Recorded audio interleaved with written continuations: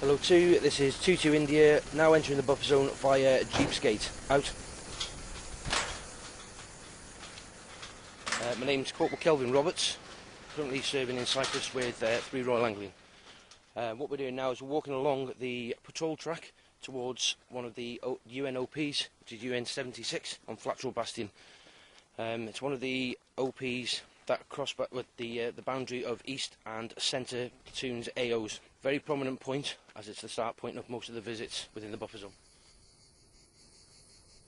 The road that we've just walked up at the moment, it was called Peridou Street, and it was like the Knightsbridge of Nicosia. All the high profile and high quality shops were located on this road. The location that we're at now is Magic Mansion. It was given that name, we're not sure who by, but due to the fact that there was a magic shop located within the building. And what we'll do now is we'll walk inside and we'll have a quick look around, and I'll show you some of the artefacts that we've actually found in there.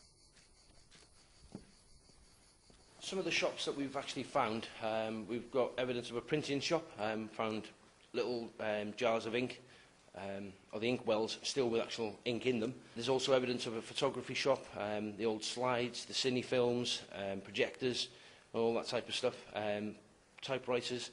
We've also got evidence of a bookshop, which is quite an old bookshop because the oldest book that we've actually found is from 1895, and the one after that is from 1912.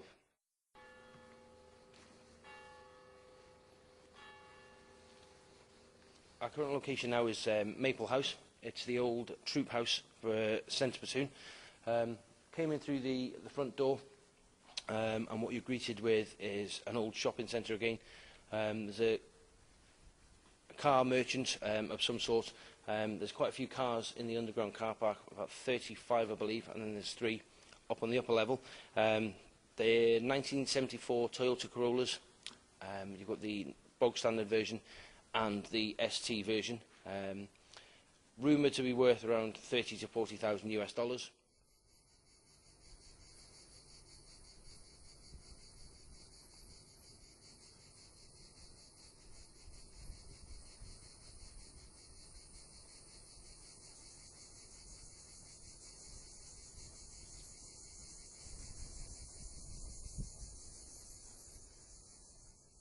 What we're in now is, we believe, an old block of flats occupied by locals of Nicosia. National Guard, we believe, moved in, occupied the buildings and used them as their base. Remnants of the occupants are still around. What we're looking at the moment is an old piano. Unfortunately, it's in a pretty bad way, but you can still actually hear the actual sound of the piano. Needs a bit of retuning, but for 6 months it's like walking up and down your hometown. You know every nook and cranny. You know where to hide if you want a bit of shade. It is going to be weird leaving here. Good to get home, don't get me wrong, and see a bit of normality. But yeah, it's something that I'll never forget, because it's something that I've never ever done before, and probably never will do again.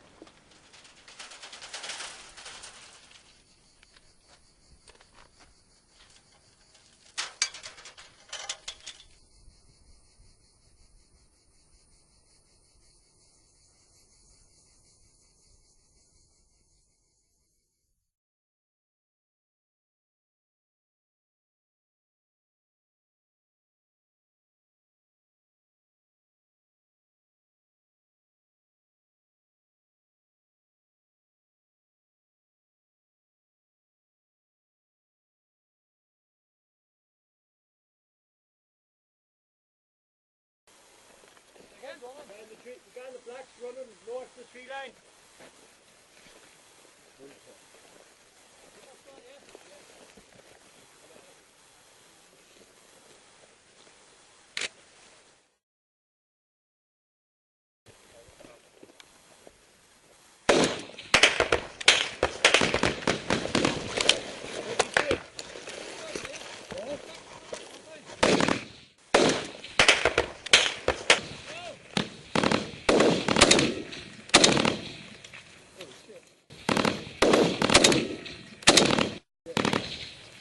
Over there, base of the tree. Base of the tree. Centre of axis.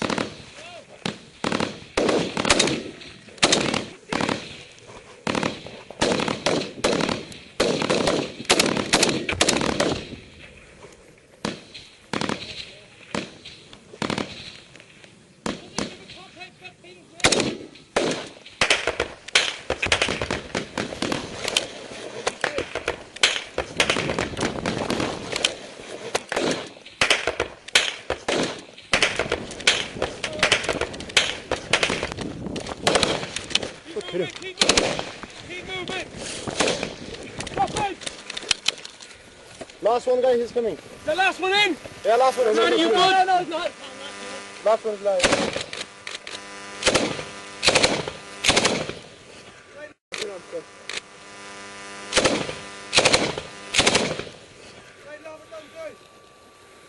Let smoke come from there, mate.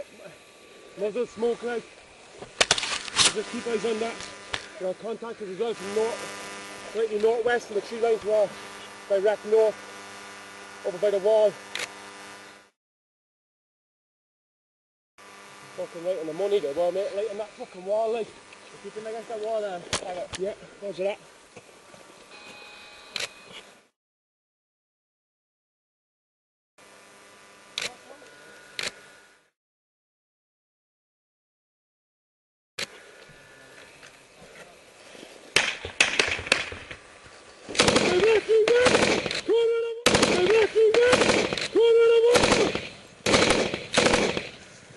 If we can get fucking Lambert up here in on a UGL! Lambert!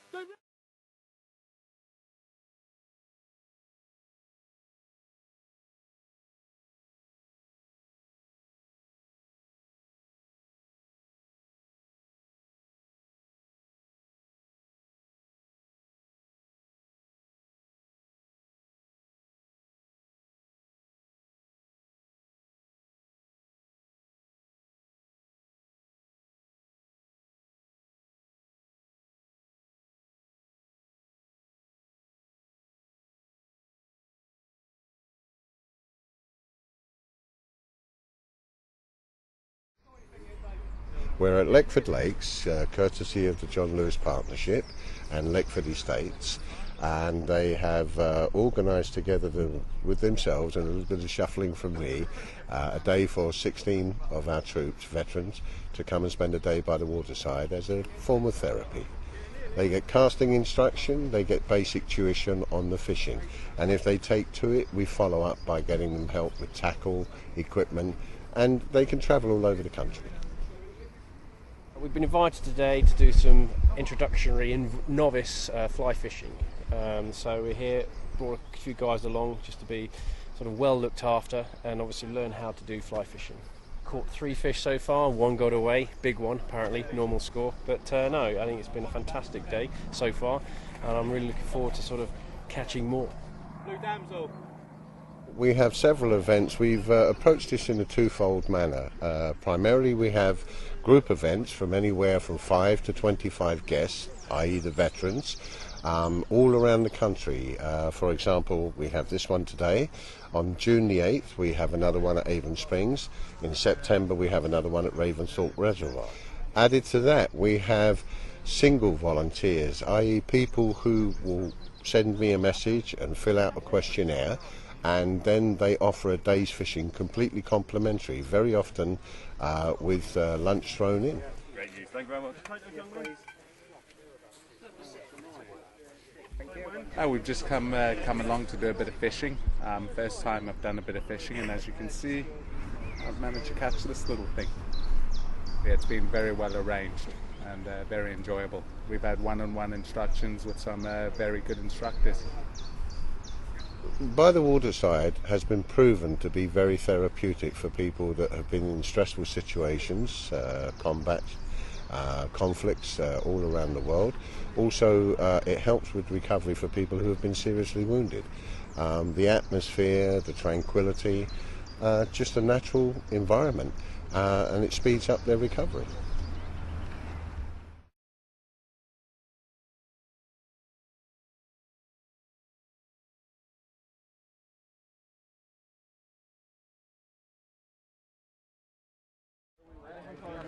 Next team, Sandhurst Blue.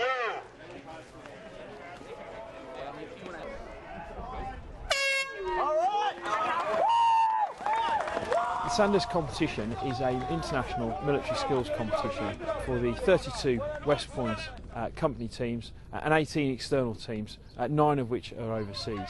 No, get the first person over. We've been training for the competition for the last 14 weeks. So the cadets have gone through a rigorous training and selection process to get to West Point. And now on the 2-day competition, they'll compete against the best in the world. The Sandhurst Cup involves a lot of military skills and tactics, just moving across the back area, so navigation skills, basic skills, crossing rivers, and obstacles and things like that. Just a lot of fizz, basically. To represent Sandhurst, again, especially against the Americans, is brilliant. It's brilliant just to represent the army and kind of fly the British flag.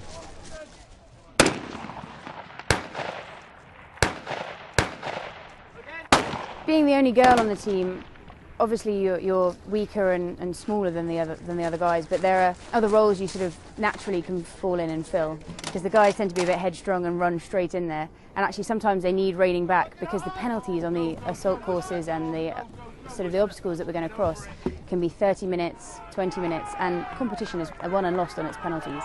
So you can play a really integral part doing that. We came top in the navigation, top 5 within the overall competition, and the top external team.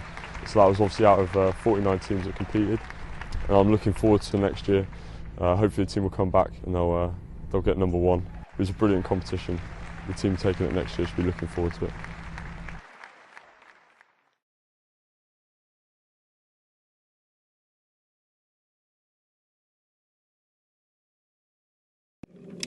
Ready? 10 rounds grouping in your own time. Go on. In Afghanistan, this is the latest weapon in the fight against homegrown terrorists. Not the Smith & Wesson sidearm, but the person aiming it. Female police officers are now being used to hunt down those who use explosives to spread death and destruction amongst their own people. Under the Afghan culture, male officers are forbidden from searching women, and the Taliban exploit this. Now the Afghan National Police are actively recruiting such women to the front line in the fight against terrorism. He told me the Taliban is afraid of female police officers because if they have a lot of women in the police force, it means they can search the Taliban everywhere. After being trained, and for the first time in history, female police officers in Afghanistan now have the power to stop and search, and where necessary, capture or even kill to protect life.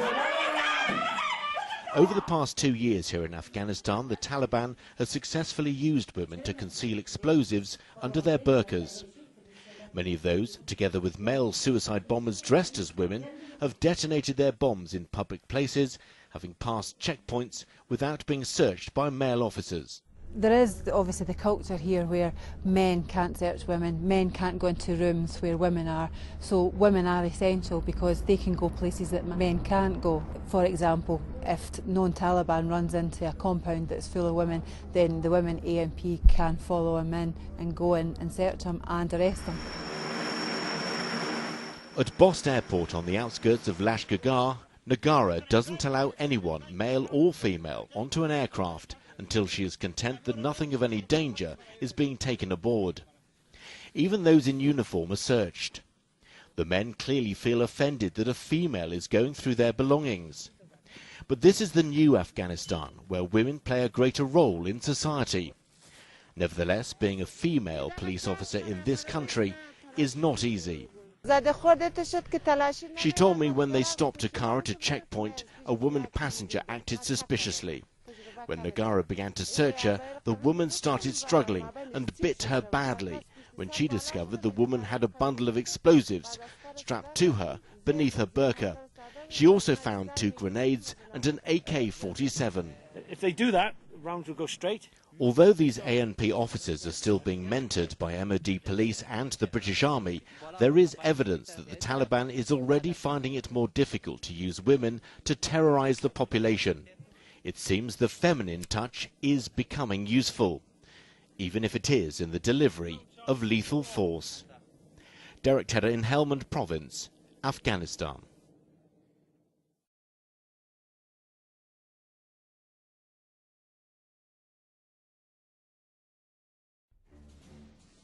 The enemy were likely to put in some form of a nighttime deliberate attack onto the checkpoint itself.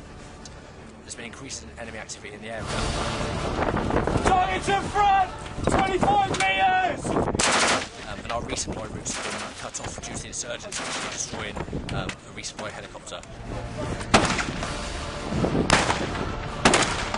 Enemy!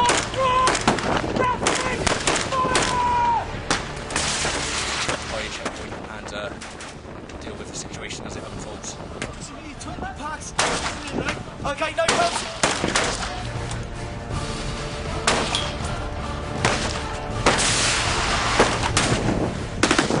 Need to control the fire. Now there's no 1506 link. Nothing. I can only get full, mate. Yeah, don't put your arms down now, mate.